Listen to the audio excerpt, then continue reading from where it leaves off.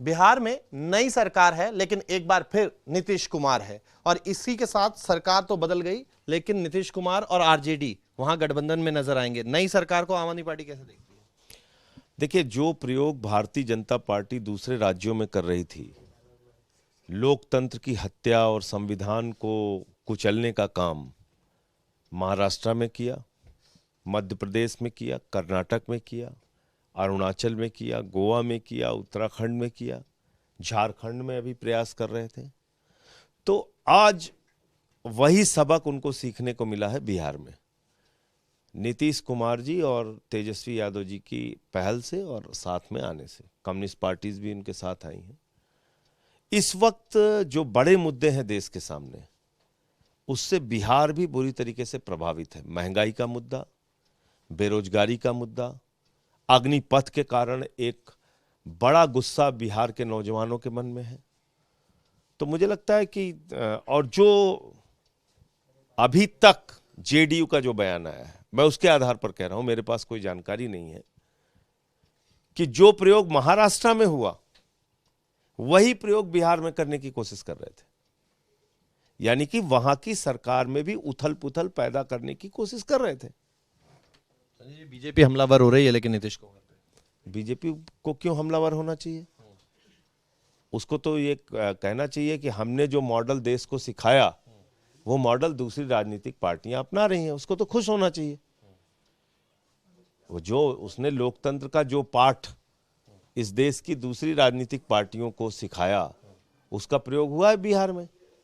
तो बीजेपी वालों को खुले मन से बधाई देनी चाहिए कि जो उनका प्रयोग था दूसरे राज्यों में, वो बिहार में सफल हुआ है। संजय जी, आप भी इतने लंबे समय से राजनीति कर रहे हैं, कभी इस डाल पर कभी उस डाल पर, इस तरीके की राजनीति को कैसे देखा जाए?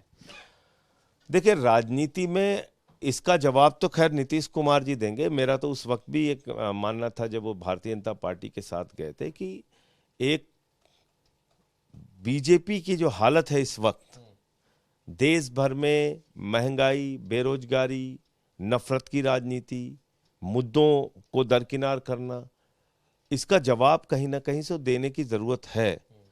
और वो अगर बिहार में इस प्रयोग से दिया जा रहा है तो ठीक है। अभी महाराष्ट्र में आप देखिए कैसे लोगों को सरकार में शामिल किया है।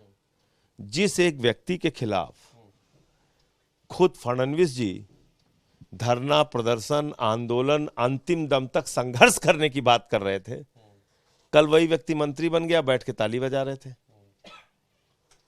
तो नैतिकता का पाठ कम से कम बीजेपी से किसी को सीखने की जरूरत नहीं है। राष्ट्रीय राजनीति में भी चर्चा की बात हो रही है, लेकिन ये वो नीतीश कुमार हैं जिनकी प्यार की पींगे आपकी पार्टी के साथ भी बढ़ी, हम के साथ भी दोस्ती, आरजेडी के साथ, भाजपा के साथ, सभी से दोस्ती। क्या ये ऐसे हर नेता का अपना काम करने का तरीका होता है। जो अगर अपनी विश्वसनीयता को, अपनी लोकप्रियता को बना के रखेगा, वो आगे जाएगा, उसके साथ लोग जुड़ेंगे। जो उसको बार बार के बदलने वाले फैसलों से कम करेगा, तो जनता उसको देखेगी, जनता जवाब देगी उसके बारे में। जहां तक राष्ट्रीय राजनीति में जाने का प्रश्न है, तो ये जेडीयू ही तय कर सकती है कि भाई नीतीश कुमार जी बिहार के मुख्यमंत्री रहेंगे कि राष्ट्रीय राजनीति में जाएंगे, उसमें मैं क्या बोल सकता हूँ। आखिरी लेकिन महत्वपूर्ण सवाल है कि अनिल बैजल भी अब हमलावर हो रहे हैं। एक तरीके से उन्होंने कहा कि आप लोगों ने गलत भ्रामक प्रचार किया है, उन्होंने जो कदम उठाया था।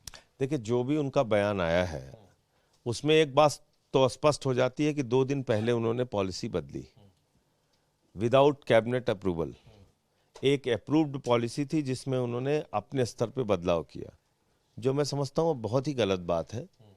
और जवाब इस बात का देना चाहिए उनको कि किस बीजेपी नेता के दबाव में उन्होंने ये पॉलिसी बदली। क्योंकि जब से मनीष सिसोदिया जी ने इस बात का खुलासा किया है, पूरी की पूरी भारतीय जनता पार्टी बैजल साहब के बचाव में आके खड़ी हो गई।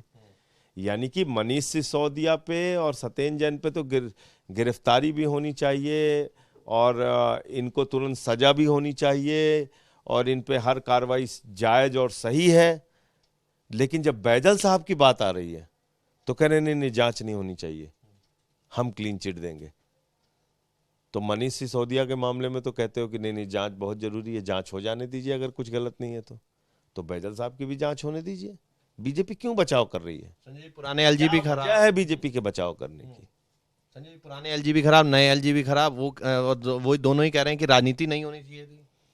अब नए एलजी साहब क्या कर रहे हैं वो आप लोगों को दिख रहा है साफ तौर पे। वन महोत्सव के एक दिन पहले वहां पे एलईडी तोड़ रही है दिल्ली पुलिस, जिस कार्यक्रम में एलजी और मुख्यमंत्री को रहना है। ये एलजी साहब को पता नहीं है? एलजी साहब एक एजेंडे के तहत भेजे गए हैं, रोज वो चिट्ठी लिखते हैं, रोज कोई ना कोई आरोप लगाते रहते हैं। उनको दिल्ली के भले से तो कोई लेना देना है नहीं, कोई काम करना नहीं उनको, तो रोज आरोप लगाते रहते हैं। अपनी बात रखते हुए सांसद संजय सिंह, वीडियो जर्नलिस्ट राकेश